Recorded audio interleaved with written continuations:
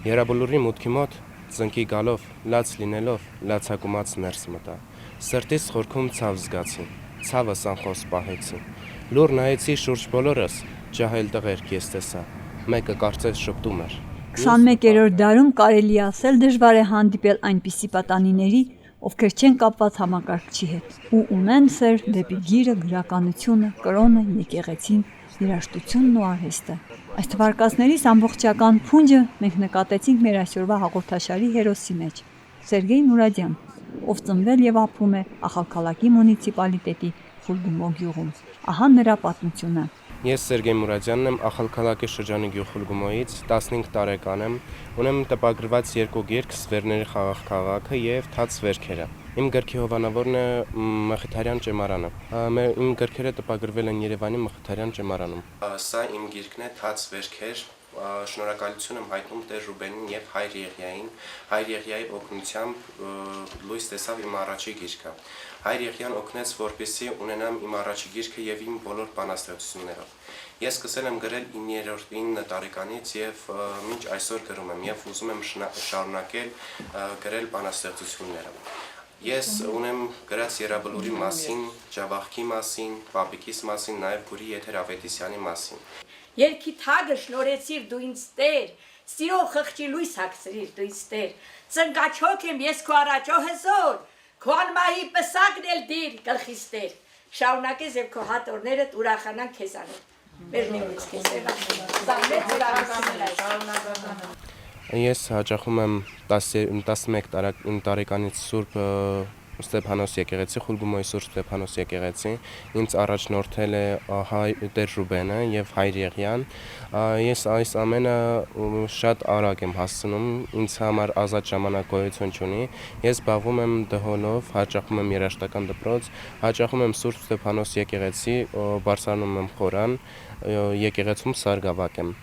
Մասնակցել եմ տարբեր համերգների Մցխեթայում, Թբիլիսիում, Line-up կենտրոնի օգնությամբ մեր ուսուցիչն է Գևորգ Հակոբյանը,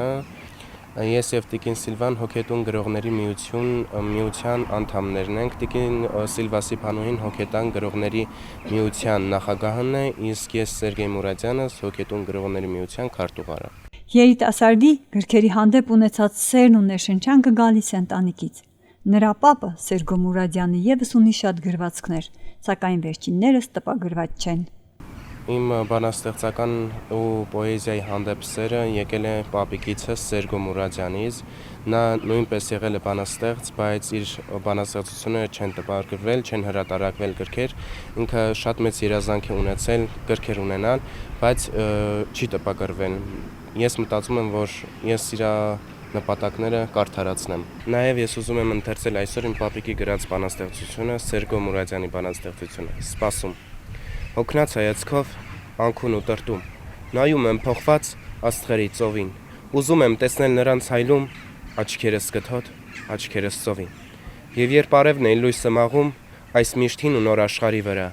ինչ որ մի ծանոթ ձայն է ինձ կանչում, ձայն, որը վաղորդյան կանչերից կգա։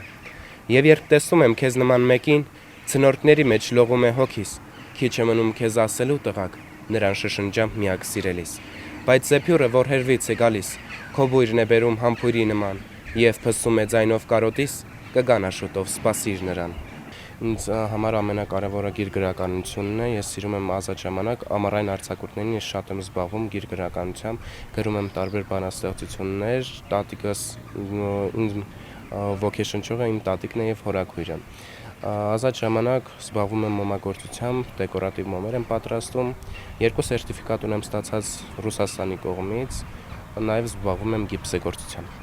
Բայց արի ու տես, որ այս ամենի արդյունքում Սերգեյը նախընտրում է իրավաբանի մասնագիտությունը, անկեղծանալով այն մասին, որ ուզում է մարդկանց շրջանում դատել անկեղծությունը, արդարությունն ու խիղճը։ Քայլերը հոգնել են պատմելուց, բայց դեռ շշնջում են հին աղոթքներով։ Իսկ կիսաքանդ կամարի տակ ժամանակը կարծես կանգ է առել։ Ձյունը ծածկել է ճանապարհները, բայց ոչ հիշողություններ,